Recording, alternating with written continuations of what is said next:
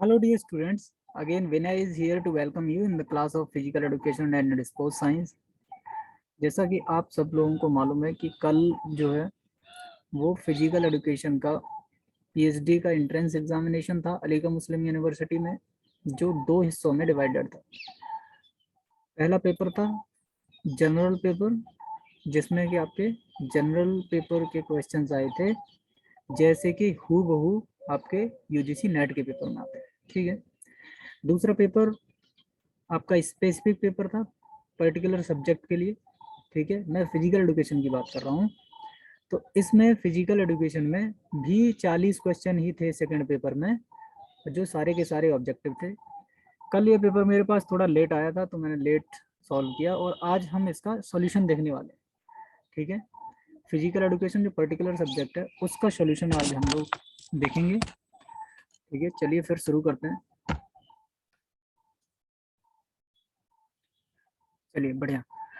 तो question number 1 से शुरू करेंगे और हम लोग सारे क्वेश्चन जो है वो करते चले जाएंगे। ठीक है, चलिए बढ़िया। अभी देखिए, the question number 1 is the name of the test determine cardiovascular efficiency. क्या बात कर रहे हैं? कार्डियोवेस्कुलर एफिशिएंसी की बात कर रहे हैं। ठीक है, तो रॉस बेवर टेस्ट है ये, लोअर जो मिनिमम स्ट्रेंथ हो सकती है एब्डोमिनल स्ट्रेंथ को, उसका टेस्ट करता है। ठीक है, मार्गेरिया टेस्ट है, ये भी पावर टेस्ट है। ठीक, हमारा कूपर टेस्ट जो है वो क्या है आपका, वो कार्डियोवेस्कुलर एफिशिएंसी को टेस्ट करता है। ठीक है, तो इसमें बी आंसर आपका करेक्ट हो जाएगा। अगला क्वेश्चन देखेंगे, which of the following will help to increasing the iron absorption.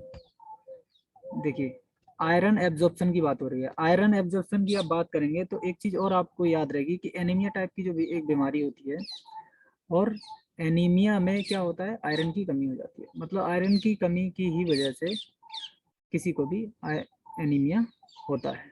ठीक है, और जब भी एनीमिया होता है तो हम क्या करते हैं, फॉलिक एसिड से रिच डाइट जो है वो लेते हैं, क्योंकि ये आयरन को कंबाइंड करने में ब्लड में मदद करता है। ठीक है, चलिए तो डी आंसर इसका करेक्ट हो जाएगा।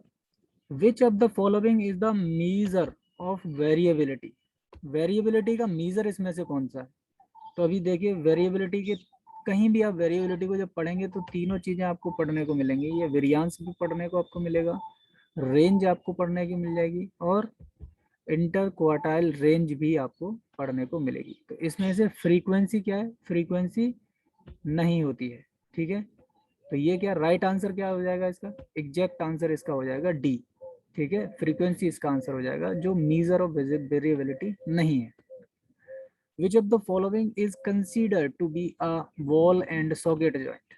बॉल एंड सॉकेट जॉइंट क्या होता है? आप देखिए, मैक्सिमम रेंज ऑफ मोशंस आपको मिल जाए, जहां फ्लेक्शन की बात करी जाए, एक्सटेंशन की बात करी जाए, लेटरल फ्लेक्शन की बात करी जाए, एक्सटेंशन की बात करी जाए, सरकमडक्शन की बात करी जाए, और रोटेशन। अगर ये सारे के सारे मूवमेंट किसी भी बोन, एक पर्टिकुलर बोन कंपोजिशन पे अगर हो पा रहे हैं तो उसको हम क्या बोलते हैं, बॉल एंड सॉकेट जॉइंट। ठीक, ये सारे मूवमेंट कहाँ पे पॉसिबल है, हिप जॉइंट पे। ठीक है, अच्छा एक चीज और है, इस क्वेश्चन पेपर में मतलब 5 से 6 क्वेश्चन ऐसे हैं जिसमें नॉट का यूज किया गया और उस नॉट ने पूरे क्वेश्चन का मीनिंग चेंज कर दिया।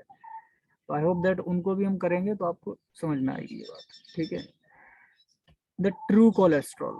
ट्रू कोलेस्ट्रॉल किसको बोलते हैं? अभी देखिए, कोलेस्ट्रॉल दो तरह के होते हैं, एक एलएसडी होता है, ठीक है, और एक इसमें से ही हाई कोलेस्ट्रॉल होता है। ठीक है, तो इसमें कहा है टाइप ऑफ सेचुरेटेड फैट, ये तो नहीं होगा, गलत हो गया वैसे ही। डाइटरी रिक्वायरमेंट भी गलत हो जाएगा, क्योंकि दो तरह के फैट होते हैं जैसे मैंने आपको बताया, सॉरी कोलेस्ट्रॉल होते हैं, एक गुड कोलेस्ट्रॉल होता है, एक बैड कोलेस्ट्रॉल। ठीक है, तो गुड कोलेस्ट्रॉल कहाँ से आता है आपका, जो आप देखेंगे प्रेजेंट एंड एग योक हम खाते हैं। ठीक है, घी हम काफ़ी खाते हैं, और कोकोनट ऑयल। ठीक है, साउथ इंडिया में देखिए कोकोनट ऑयल काफ़ी ज़्यादा मात्रा में यूज होता है। अभी क्या है कि अगर कोकोनट ऑयल खराब, अगर बैड कोलेस्ट्रॉल आपके लिए जमा करता तो कोकोनट ऑयल को तो बैन कर देते हैं। अभी देखो घी कितने अच्छे से खाते हैं लोग, अगर उसमें, नॉर्मल सा क्वेश्चन है ये, अगर घी में बैड कोलेस्ट्रॉल होता तो लोग क्यों यूज करते उसको? चलिए, इवन दैट स्पोर्ट्स में तो काफी ज्यादा इंडिया में घी जो है वो पॉपुलर है रेसलर्स के लिए खास तौर पे।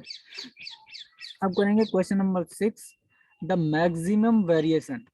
इस वर्ड को आप ध्यान रखें, मैक्सिमम वेरिएशन की बात हो रही है। मैक्सिमम वेरिएशन में मतलब अभी देखिए मीन क्या करता है, आप मीन की बात करें, क्वार्टाइल डेविएशन की बात करें, ठीक है, या फिर स्टैंडर्ड डेविएशन की बात करें, ये क्या करेंगे, ये सारे के सारे एक पर्टिकुलर जगह है आपकी, एक सेंट्रल पॉइंट ले लिया और यहीं से आपका जो ग्राफ रहेगा वो इधर उधर चढ़ता उतरता रहेगा, ठीक है।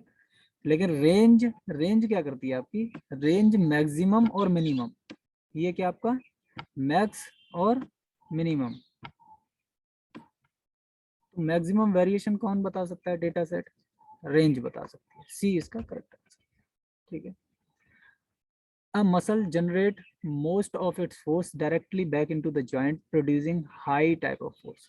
अभी देखिए बात ये कह रहा है, आप कुछ इस तरह से समझिए कि एक स्प्रिंग है, ठीक है, और स्प्रिंग को आपने खींचा और फिर छोड़ दिया, तो वो कौन सा ऐसा फोर्स हो सकता है जो स्प्रिंग को वापस लेके जाता है उसी की जगह में, तो ये कौन सा होता है, स्टेबलाइजिंग फोर्स होता है, ठीक है। स्टेबलाइजिंग फोर्स कब लग सकता है, जब एक पर्टिकुलर एक ऐसी पोजीशन हो जिस पोजीशन पे एक प्रेशर अप्लाई किया गया हो, ठीक है, या अगेंस्ट फोर्स अप्लाई किया गया हो और वो फोर्स क्या करे, उसको रिटेन बैक करे, ठीक है। तो इसका आंसर क्या हो जाएगा, स्टेबलाइजिंग फोर्स। एंगुलर फोर्स क्यों नहीं होगा, एक पर्टिकुलर एंगल पे लगेगा तो एक डायरेक्शन में मूव करके वो क्या हो जाएगा, डिमिनिश हो जाएगा फोर्स। ऐसे डिसलोकेशन, डिसलोकेशन का मतलब ये है कि फोर्स एक पॉइंट पे लगा और उसके बाद उसने उस पॉइंट को ही शिफ्ट कर दिया, ठीक है। कपलिंग फोर्स क्या है, कपलिंग फोर्स कुछ ऐसे लगेगा, अभी आप देखिए ये एक राउंड राउंड कोई भी वस्तु है, ठीक है, इस पे ये इस डायरेक्शन में एक फोर्स लग रहा है, दूसरा देखिए ये यहाँ से इस डायरेक्शन में फोर्स लग रहा है, तो ये क्या करेगा, ये रोटेट करेगा, ये स्टेट में रहने ही नहीं देगा एक जगह पे किसी भी वस्तु को, ठीक है। Now will come on the next question, that is load density is temporal relationship between the phase of. तो लोड डेंसिटी को I have to tell you that most of the students, whether they are from Aligarh Muslim University, they know it very well because it is the recovery, or कह सकते हो that there is a time gap between the given load, right? So load and recovery combination will dignify the load density in a temporal relationship between the phases, right? Which is not antecedent of pre-competitive state anxiety. देखिए antecedent मतलब पूर्व पद, ठीक है, पहले होने वाला, antecedent of pre competition state anxiety. जरा गौर से देखिए इस चीज को, मैंने पहले एक क्लास में पढ़ाया था, ये दोनों एंजाइटी, एक स्टेट एंजाइटी और ट्रेट एंजाइटी, वैसे और कई सारी भी एंजाइटी होती हैं, लेकिन हमारे एग्जामिनेशन में चाहे यूजीसी का एग्जामिनेशन हो या दूसरे किसी भी यूनिवर्सिटी का एग्जामिनेशन हो, मोस्ट ऑफ इन्हीं दो एंजाइटी को पूछता है, ठीक है। स्टेट एंजाइटी क्या होती है, ये आपकी एक्सटर्नल एक पर्टिकुलर सिचुएशन की वजह से जनरेट होती है, ठीक है। और ट्रेट एंजाइटी क्या होती है, ये आपके अंदर से जनरेट होती है कि किसी चीज को लेके आप मतलब कंसर्न है, किसी चीज को लेके आपको डर लग रहा है कि मैं परफॉर्म कर पाऊंगा नहीं कर पाऊंगा, ठीक है, ये आपकी ट्रेट एंजाइटी है। स्टेट एंजाइटी क्या है, जैसे आपको बोल दिया कि आप जाइए पोडियम पे बोलिए, अब आप पोडियम पे खड़े हो गए, अब आपको ऑडियंस से डर लग रहा है, ये क्या हो जाएगी आपकी स्टेट एंजाइटी। लेकिन बात ये नहीं है, बात ये है इसमें नॉट का यूज हुआ है यहाँ पे, ये कह रहा है स्टेट एंजाइटी नहीं है।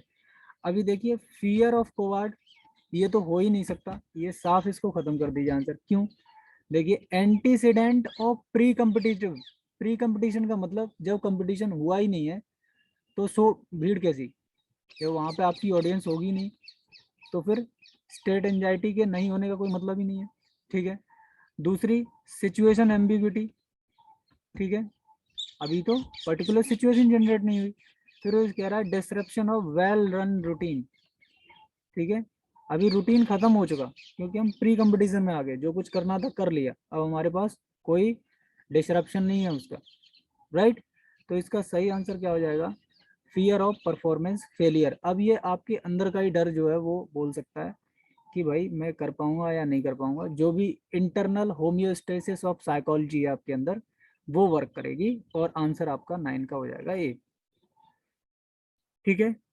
क्वेश्चन नंबर 10 है, द ग्लाइसेमिक इंडेक्स रिप्रेजेंट्स। अगर आपको याद हो, ये जो आपकी मास्टर डिग्री है, मास्टर डिग्री के कोर्स में भी है, तो आई होप दैट कि पढ़ाया गया होगा ये। इसमें क्या है, इफेक्ट ऑफ पर्टिकुलर फूड देखते हैं। हमने कोई खाना खाया और खाना खाने के बाद amount of increase of blood glucose level. आपने देखा होगा कुछ जो डायबिटीज के पेशेंट होता है, उन्होंने कुछ ऐसा खा लिया बेचारों ने जिससे कि उनकी अचानक से शुगर बढ़ गई। तो ये क्या होता है, एक फूड के प्रति एक आपकी बॉडी का रिस्पॉन्स है टू इंक्रीज और डिक्रीज द ग्लूकोज लेवल। ठीक है, बढ़िया। अब क्वेश्चन नंबर क्वेश्चन नंबर 11 करेंगे। Constructive theory of play was given by. Constructive theory of play, ये भी आपका जो कंस्ट्रक्टिविज्म की अप्रोच है उसमें आप देख सकते हैं। कंस्ट्रक्टिविज्म में दो लोग आए थे, ठीक है, एक जीन पियाजे, दूसरे वाइगोस्की। तो इसमें वाइगोस्की तो यहाँ दिया नहीं है, ठीक है, यहाँ पे सिर्फ जीन पियाजे दिया हुआ है, तो जीन पियाजे आपका आंसर हो जाएगा, डी आंसर इसका, ठीक है। If fitness trainer divide his group of trainees to classify the condition of fitness of each one, low, moderate, high और एक्सीलरेंट, ठीक है। ये क्या है, ये ऑर्डिनल टाइप के, एक ऑर्डर दिया हुआ है, ठीक है। एक आप पर्टिकुलर आपने दे दिया कि अगर लो है तो उसको मैं 1 नंबर दूंगा, मॉडरेट है तो उसको मैं 2 नंबर दे दूंगा, हाई है तो उसको क्या करेंगे हम 3 नंबर दे सकते हैं, ठीक है, और एक्सीलेंस है तो मैं क्या करूंगा उसको 4 नंबर दे दूंगा। तो मैंने ये ऑर्डर बना दिया ग्रेडिंग टाइप का, ठीक है। तो ये नॉमिनल स्केल हो नहीं सकता, ठीक है, रेशनल स्केल है नहीं आपका, इंटरवल स्केल है नहीं क्योंकि इंटरवल का तो कोई मतलब ही नहीं है इसमें, तो ऑर्डिनल स्केल होगा ये, ठीक है। ऑर्डिनल स्केल जो होता है यही क्या होता है, लिकार्ड एक मेथड जो है वो भी ऑर्डिनल स्केल का उदाहरण है, ठीक है। चलते हैं अगले क्वेश्चन की तरफ। Question number 13, which measures is used to compare the variability of two population। Comparing की बात हो रही है, वेरिएबिलिटी ऑफ टू पॉपुलेशन, दो पॉपुलेशन में जब हम कंपैरिजन करते हैं तो क्या करते हैं, हम स्टैंडर्ड डेविएशन के थ्रू करते हैं, ठीक है, बढ़िया। डी आंसर हो जाएगा, ये तो सिंपल क्वेश्चन है, कोई एक्सप्लेनेशन की जरूरत ही नहीं है इसमें। Cardiovascular endurance is the component of fitness and healthy balance lifestyle. Which of the following describe the cardiovascular endurance most accurately। अब कार्डियोवैस्कुलर एंडोरेंस की बात हो रही है। अब देखिए कार्डियोवैस्कुलर एंडोरेंस, कार्डियो मतलब आपके हृदय से संबंधित हो जाएगा और वेसिकुलर मतलब आपके वेसिकुलर सिस्टम से, ठीक है, मतलब आपका सर्कुलर सिस्टम से, ठीक। अब ये दोनों सिस्टम आपको डायरेक्टली यूज होने चाहिए इसमें। देखो ability to use the muscle as long as period of time, इसमें तो मस्कुलर सिस्टम यूज हो रहा है, खत्म हो गया answer. Ability to change the body movement quickly, ये एजिलिटी की बात कर रहा है, ये भी खत्म। The amount of force muscle can exert again resistance, he is talking about power. बचा कौन सा, ये आंसर पढ़ लीजिए इसको। The ability of our heart and lung to cope with exercise over a period और the long period of time, right. ये answer इसका हो जाएगा 14 का ए आंसर करेक्ट हो जाएगा, ठीक है। अब चलते हैं क्वेश्चन नंबर 15 की तरफ। In Harvard step test the height of bench is, bench की हाइट जो है वो हार्वर्ड स्टेप टेस्ट में क्या होती है, 20 इंची की होती है, ठीक है। चलिए बढ़िया। A wider span of control which results in wider Spain, wider span of control will result in lesser level of management, no change in levels of management, wider level of management, none of the these। इसका अभी मतलब थोड़ा कुछ confusion है तो हम इसको hold करेंगे इस वाले क्वेश्चन को, ठीक है। Will move to next question. Which of the following is not physiological effect of caffeine. अभी देखिए इसका बहुत सिंपल सा मैं एक आपको ट्रिक टाइप की बताऊंगा जिससे कि इससे रिलेटेड क्वेश्चन से आपके गलत नहीं होंगे, ठीक है। ये क्या कह रहा है, नॉट, एक तो वर्ड नॉट को आप याद रखें, दूसरा कह रहा है फिजियोलॉजिकल इफेक्ट ऑफ कैफीन। अच्छा, कोई भी चीज जो आप खा रहे हैं उससे अगर आपकी हार्ट रेट बढ़ जाती है तो आप एक चीज याद रखें कि आपका मेटाबॉलिक रेट 100% बढ़ना, ठीक है। और कैफीन क्या है, स्टूमुलेंट है, स्टूमुलेंट क्या करेगा, हार्ट रेट आपकी बढ़ाएगा और इसकी वजह से क्या होगा, आपका कभी भी डिक्रीज मेटाबॉलिक रेट नहीं हो सकता। तो इसमें नॉट पूछा है, not physiological effect of caffeine, A answer इसका करेक्ट हो जाएगा, ठीक है। चलिए बढ़िया। बाकी आंसर अगर आप देखो, stimulant the nervous center nervous system, सही बात है। Increase heart rate and force of contraction, ये भी ठीक ठाक। Increase the secretion of epinephrine, ठीक है, बढ़िया। आगे क्वेश्चन देखेंगे, once a research question has been developed, which of the following is not is criteria of assessing its suitability।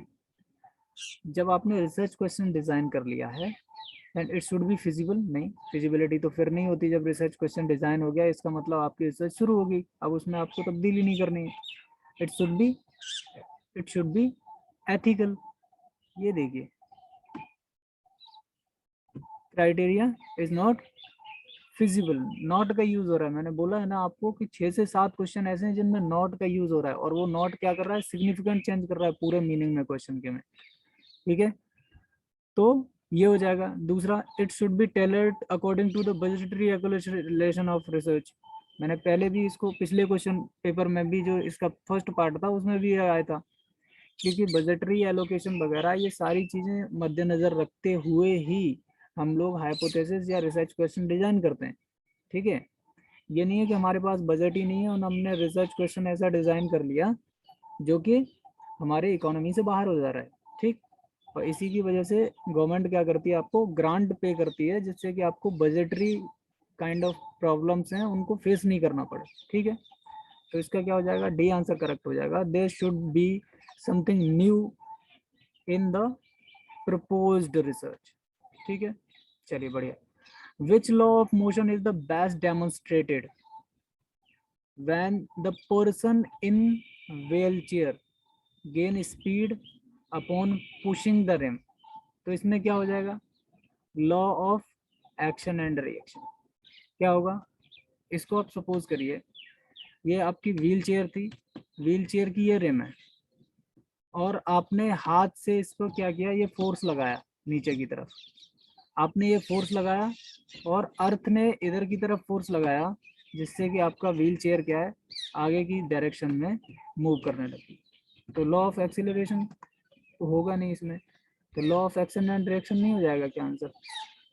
चलिए, now question number 20 we'll talk on the type of sport organization which employ accountable to take the orders from two different superiors। देखिए, दो superiors की बात हो रही है, मतलब अलग अलग ऑर्गेनाइजेशन के दो सुपीरियर्स अगर किसी को ऑर्डर देते हैं तो इसका क्या मतलब है, इसका मतलब ये है कि वो फंक्शनल तो हो नहीं सकता, लाइन स्टाफ ऑर्गेनाइजिंग होगा नहीं, लाइन ऑर्गेनाइजेशन होगा नहीं, तो क्या हो जाएगा, मिक्स ऑर्गेनाइजेशन इसका आंसर हो जाएगा। Which of the following is not the physical means where the lost from the human body. ये कह रहा है, फिर देखिए इसमें भी यूज हुआ है कि which of the following is not a physical means, not a physical means whereby the heat is lost. अभी देखिए, कंडक्शन के थ्रू, जब कोई बॉडी सॉलिड होती है तो सॉलिड में कंडक्शन हो सकता है, तो हीट लॉस इसके थ्रू हो सकती है। जैसे एक कोई आपका बॉडी पार्ट क्या है, ठंडा है, उस पर हमने आइस लगा दी, और दूसरा बॉडी पार्ट गर्म है, तो आप देखो कि थोड़ी देर में आइसिंग के बाद वो बॉडी पार्ट भी क्या हो जाता है, गर्म हो जाता है, ठीक। फॉर एग्जाम्पल ये आपका हाथ है, इसको आपका हैंड मान लेते हैं, ठीक है, ये ठीक है, और यहाँ आपने आइसिंग की हुई है। अभी देखो इतने सारे पे आइसिंग कर दिया आपने, फिर क्या किया आपने, थोड़ी देर के लिए अब इसको छोड़ दिया, तो अब क्या होगा, जो इस एरिया में ज़्यादा हीट है वो इस एरिया में आएगी, और ये कंडक्शन के थ्रू क्या कर देगी, आपकी हीट को बैलेंस कर देगी। तो सॉलिड में इस तरह की हीट का ट्रांसमिशन जो होता है उसको बोलते हैं हम कंडक्शन, ठीक है। कन्वेक्शन क्या होता है, कन्वेक्शन होता है लिक्विड में। लिक्विड में मतलब जैसे फॉर एग्जांपल आपने पानी लिया, इस ये एक बीकर है, इसमें पानी है, ठीक है। अब इसको आप बर्नर से गर्म कर रहे हो नीचे से, ठीक है, ये फ्लेम्स आ रही हैं और ये गर्म हो रहा है, ठीक। अब इसमें जो भी पानी है वो पानी क्या करेगा, पहले यहाँ वाला पानी गर्म है तो वो ऊपर चला जाएगा, और दूसरा वाला पानी जो है इसकी नीचे आ जाएगा वाटर, ठीक है। तो इसको बोलेंगे कन्वेक्शन। दूसरी बात हो रही है एवापोरेशन की। तो आपको पसीना आता है, पसीना आने के बाद अभी देखो कभी आप पंखे के नीचे बैठ जाइए तो आपको बहुत ठंडी महसूस होती है, तो इससे क्या होगा कि वहाँ पे आपकी बॉडी जो है वो हीट लूज कर रही है। तो एक ही मोड बचता है कंडेंसेशन का, कि कंडेंसेशन के थ्रू ही आप क्या कर सकते हैं, आपकी हीट जो है वो रिलीज नहीं होगी ह्यूमन बॉडी, ठीक है। अब सिटिंग हाइट मेजर करनी है तो आपको पता हो सीधी सीधी स्टेडियोमीटर इसका आंसर है, ठीक है। लेकिन सिटिंग हाइट जब मेजर करते हैं तो माउंटेड हार्पेंडेड स्टेडियोमीटर का यूज किया जाता है, ठीक है। If probability of occurrence of an event is 0.3। देखिए एक चीज आप याद रखें, यहाँ पे किसी चीज के होने की प्रायिकता क्या होती है, होने की प्रायिकता माइनस 9 होने की प्रायिकता इक्वल टू 1 होता है। तो होने की प्रायिकता कितनी है 0.3, एक में से घटा दीजिए, आंसर कितना हो जाएगा 0.7। विच of the following is contractile unit, याद रखें कॉन्ट्रेक्टाइल प्रोटीन की बात हो रही है, यहाँ यूनिट की बात नहीं हुई। यूनिट की बात होती तो मायोफ्रेविल लगा सकते थे, तो इसका आंसर क्या हो जाएगा मायोसिन। फिलामेंट की बात हो रही है, इसमें कौन से आ सकते हैं एक्टिन, मायोसिन, ट्रोपोनिन, ट्रोपोमाइसिन, खत्म काम। क्वेश्चन नंबर 25 देखेंगे, which of one of the following method of exercise would be the best improve to coordination. Coordination को इम्प्रूव करना है, मतलब एक से ज्यादा चीजें एक सिंक्रोनस वे में यूज हो, तो डांस आंसर नहीं हो जाएगा क्या इसका। Question number 26, which of the following is the principle of sport training. देखिए फिर इसने बोल दिया यहाँ पे नॉट, कौन सा नहीं है, तो प्रिंसिपल ऑफ यूज और डिसयूज जो है वो क्या है, स्पोर्ट ट्रेनिंग का प्रिंसिपल नहीं है। Question number 27, the standing lateral side design to have a greatest effect on which group of muscles. किस टाइप की ग्रुप ऑफ मसल्स जो है वो यहाँ पे यूज होंगी जब हम क्या कर रहे हैं, लेटरल बेंड हो रहे हैं, ठीक है। आप खड़े हुए हैं, आप खड़े हो रहे हैं फिर एक साइड की तरफ मूव कर रहे हैं, तो देखिए यहाँ चेस्ट की मसल यूज होगी नहीं, ठीक है। बाकी आपकी थाई की मसल जो है वो सबसे ज्यादा यूज होगी, ठीक है। ये बात समझ में आ पा रही है आपको। दूसरी और कौन सी मसल होगी, अगर यहाँ एब्डोमिनल मसल भी होती तो बात समझ में आती थी कि उसकी जगह फिर क्या हो जाती, एब्डोमिनल मसल आंसर हो जाता। लेकिन यहाँ पे क्या है, सिर्फ थाई दिया हुआ है, बाकी सब अलग अलग दिया हुआ है। Characteristics of the normal distribution curve includes all except. अभी देखिए नॉर्मल डिस्ट्रीब्यूशन जो कर्व होता है, थोड़ा सा उसका वो बना दूं सिमेट्री टाइप की आपकी, तो ये ऐसे करके चलता है, ठीक है। ये ऐसे गया, दोनों तरफ बराबर जैसा रहता है, तो मीन मोडियन मोड ये तो सब कौन साइड कर जाएंगे, सही आंसर हो गया। वेल शेप्ड होता है, ये देखिए घंटी जैसी शेप नहीं दिख रही है आपको, तो ये वेल शेप्ड हो गया, ठीक है। एरिया अंडर द कर्व, ये एक होता है टोटल एरिया अंडर कर्व के जो है वो टोटल एरिया, या इसको 1 मान लो या फिर इसको 100% मान लो, तो कभी किसी पेपर में अगर आपको 100% मिलता है तो भी ये आंसर सही हो जाएगा।